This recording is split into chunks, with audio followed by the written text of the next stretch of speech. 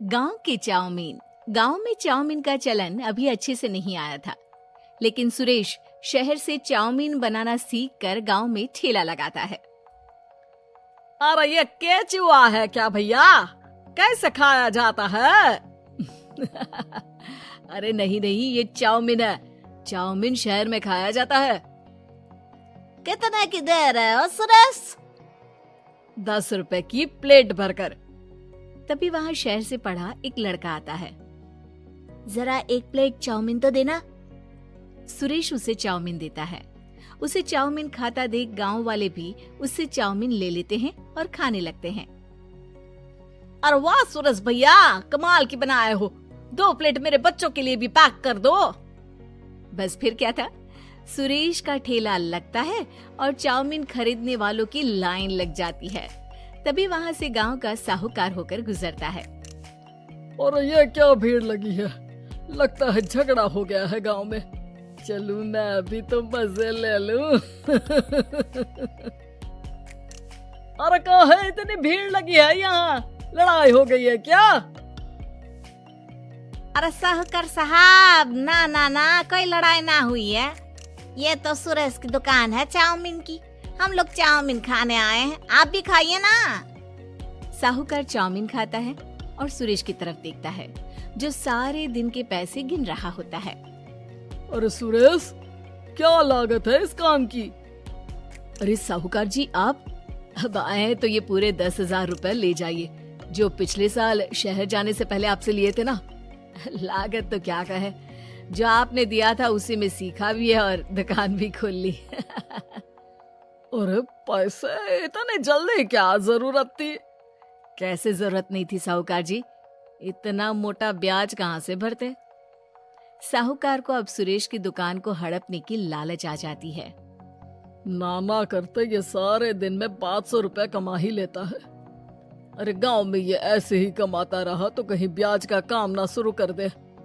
अरे भैया, कोई ना कोई जुगाड़ तो करना पड़ेगा। अब साहूकार घर आ जाता है और अपनी बीवी को सारी बात बताता है। हाँ जी, ये तो मैंने भी सुना है कि सुरेश के हाथ की चाउमीन नहीं खाई तो कुछ नहीं खाया। अरे हाँ हाँ, सही ही कहते हैं। मैं भी खा कर ही आ रहा हूँ। अरे भाग्यवान है, कितना अच्छा हो ना अगर वो पैसा हम लोगों को मिल जाए। क्यों हैं? हाँ वो तो है, लेकिन कैसे? हम लोगों को तो चाउमीन बनाना आता ही नहीं है। साहूकार और उसकी बीवी अब रोज चुपके से सुरेश के घर जाते हैं और खिड़की से उसे चाउमीन बनाते देखते। अब क्या था, दोनों को चाउमीन बनाना आ जाता है। फिर एक रोज, और सुरेंद्र, तुझे साहूकारनी ने बुलाया था। बोल रही थी कि बेटे के जन्मदिन में 10 किलो चाउमीन का ऑर्डर देना है। बना दोगे ना? अरे हाँ हाँ साहूकार जी, मैं जरूर बना दूंगा। कब देना है घर में 10 किलो चाउमीन? अरे वो तो तू घर आकर बता कर लेना, मैं नहीं बता पाऊंगा। ठीक है, शाम को काम निपटा कर आ जाता हूँ। सुरेश साहूकार के घर जाता है, लेकिन वहाँ मियाँ बीवी मिलकर उसे बंधक बना लेते हैं। अरे मुझे क्यों बांध रखा है? मुझे छोड़ दो। आज से तेरा ठेला मैं लगाऊंगा और बहुत सारे पैसे कमाऊंगा। साहूकार एक आदमी को सुरेश की निगरानी में लगा देता है और वहाँ से चला जाता है। अगले दिन, अरे साहूकार जी, आप कब से चाउमीन बेचने लगे? और अपना ये सुरेश कहाँ गया? अरे वो तो शहर गया है, उसका कोई काम निकल आया था। बोल रहा था कि जब तक वो ना आए तब तक मैं ही उसके ठेले का काम कर दूं। पैसे भी तो बहुत उधार ले रखे थे उसने। लगता है कर्जा भरने के डर से भाग गया है। अरे पर वो तो बोल रहा था कि उसने सारा कर्जा उतार दिया है, और वो क्यों भागेगा? इतना तो कमा रहा था। अरे मुझे क्या पता। अरे चाउमीन खाना है तो बोलो, नहीं तो भागो यहाँ से। अरे हाँ हाँ, दे दो दे दो। अब तो चाउमीन खाना पूरे गांव के लोगों के लिए आदत ही बन गया है। ना खाओ तो नींद ना आए।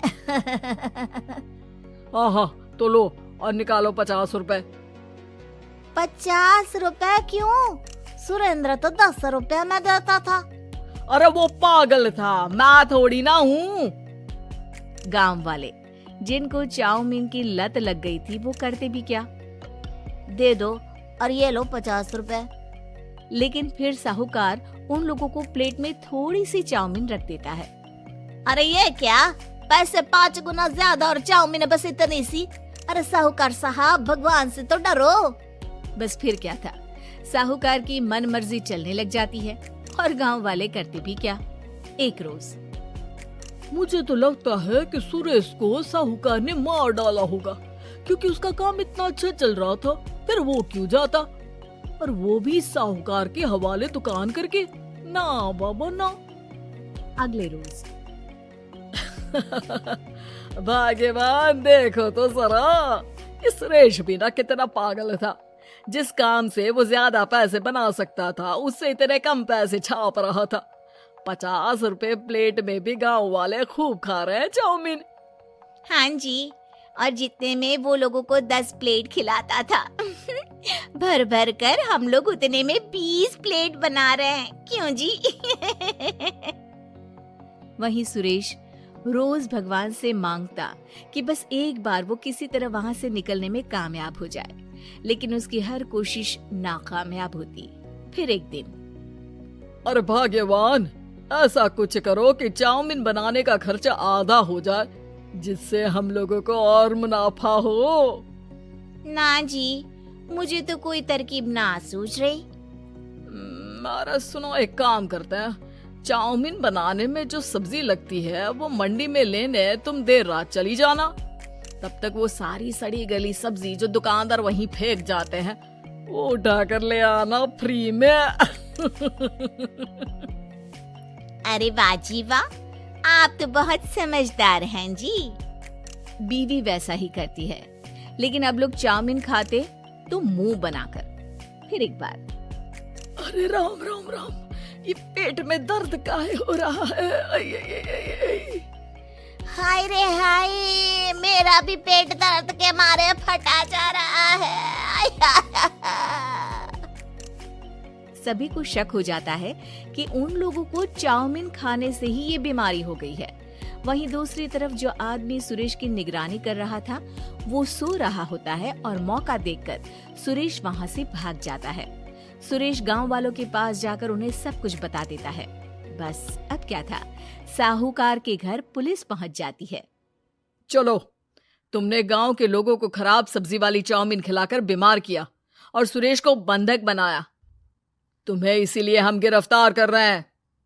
साहूकार को पुलिस ले जाती है और फिर अगले दिन से सुरेश का ठेला गांव के बाजार में लग जाता है, जहां अब पहले से ज्यादा भीड़ होती है।